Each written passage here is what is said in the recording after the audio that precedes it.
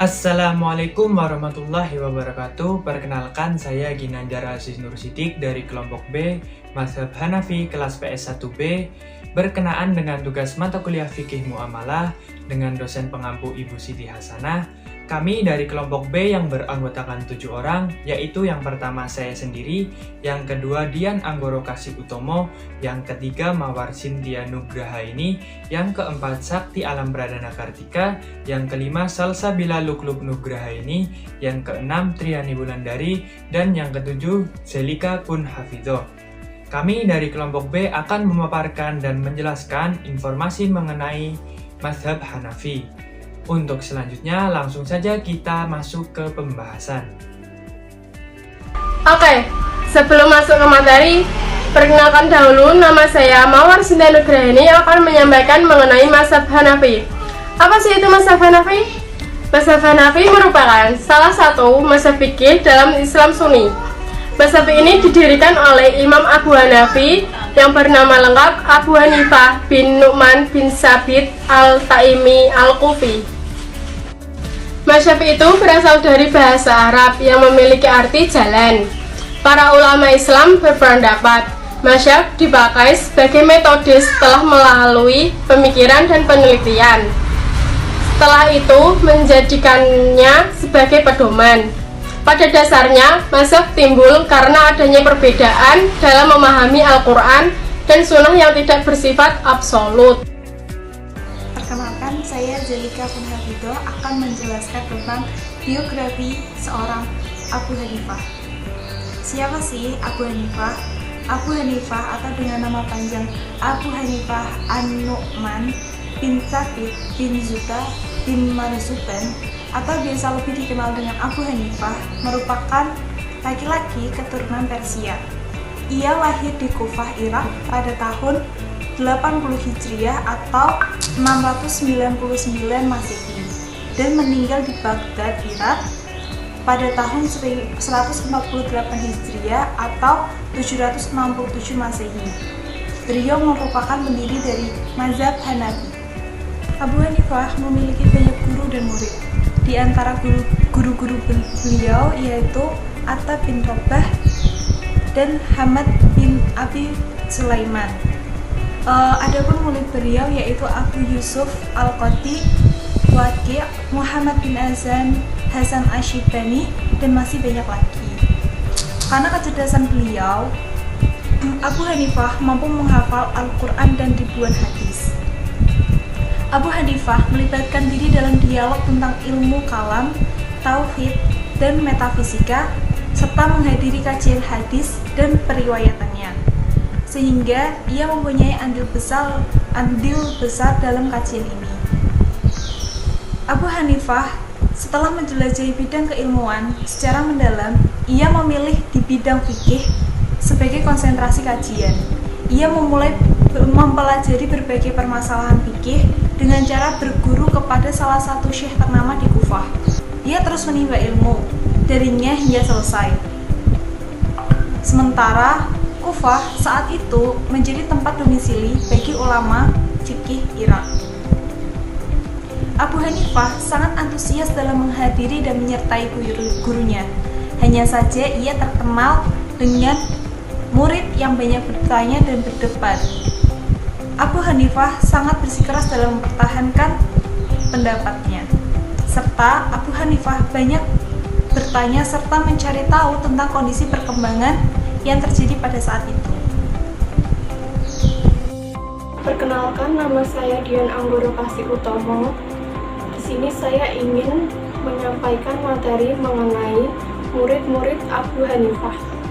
Sebagai mazhab tertua di antara mazhab-mazhab lainnya, Abu Hanifah memiliki banyak murid. Murid-murid Abu Hanifah yang tersohor antara lain, yang pertama Abu Yusuf Yakub Ibrahim Al-Ansyari, yang kedua Muhammad ibnu Al-Hasan Asyaibani, yang ketiga Zufar ibnu Huzail ibnu Qais Al-Kufi, yang keempat Muhammad ibnu Zijat Al-Lu'lu'i Al-Kufi. Menurut ahli tafsir Al-Quran dan hukum Islam asal Aceh, Muhammad Hasbi As-Siddiq murid Abu Hanifah memiliki kemampuan ijtihad yang hampir menyamai Abu Hanifah sendiri, terutama Abu Yusuf dan Muhammad ibnu Al-Hasan. Keduanya bahkan dikenal sebagai dua sahabat imam. Ya, kita lanjut. Ada perkembangan mazhab Hanafi. Perkembangan mazhab Hanafi telah masuk pada abad ketiga Hijriah. Namun para pengikut mazhab Hanafi mendapatkan posisi mereka semakin kuat pada saat Turki Utsmani menguasai Tunisia. Mazhab Hanafi menjadi mazhab resmi para pejabat, tentara, dan para hakim bermazhab Hanafi.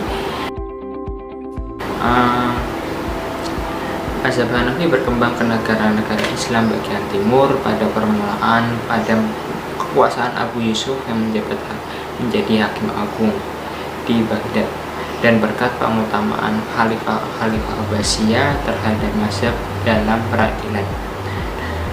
Para pengikutnya tersebar di berbagai negara seperti Irak, Turki, Asia Tengah, Pakistan, India, Tunisia, Turkistan, Syria, Mesir, dan Lebanon.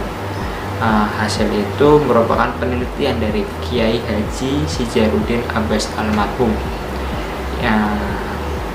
dan beliau menyimpulkan bahwa lebih dari sepertiga umat Islam di dunia ini menggunakan mazhab Hanafi. Hai semuanya, kenalin, aku Triani Wulandari akan menyampaikan tentang metode ijtihad Imam Abu Hanafi. Imam Abu Hanafi adalah orang pertama yang menggagas fikih perkiraan atau prediksi dengan memaparkan masalah-masalah yang belum terjadi pada masa selanjutnya dan menjelaskan hukum-hukumnya. Adapun dasar mazhab Imam Abu Hanafi yaitu yang pertama Al-Quran, yang kedua Sunnah, yang ketiga Ijma', yang keempat Qiyas atau dedukasi analogis, yang kelima Ihtisan atau prevensi. Imam Abu Hanafi memberikan hukum berdasarkan Al-Quran dan As-Sunnah. Apabila beliau tidak menemukan ketentuan yang tegas tentang hukum persoalan yang dikajinya dalam Al-Quran dan As-Sunnah, maka beliau mempelajarinya dari perkataan sahabat, baik dalam bentuk ijma' maupun fatwa. Kalau ketiganya tidak menyatakan secara eksplisit tentang persoalan-persoalan tersebut, maka beliau mengkajinya melalui qiyas dan ihtisan, atau melihat tradisi-tradisi masyarakat yang dipegang oleh mereka. Nah, dari sini dapat disimpulkan bahwa Imam Abu Hanafi menggunakan ijtihad dan pemikiran itu untuk membuat perbandingan di antara pendapat-pendapat dan memilih salah satu pendapat yang paling kuat. Cara beliau berijtihad dan menggunakan pikiran ini terlihat dari bagaimana beliau memposisikan Al-Quran, Sunnah, Ijma', Qiyas, dan Ihtisan.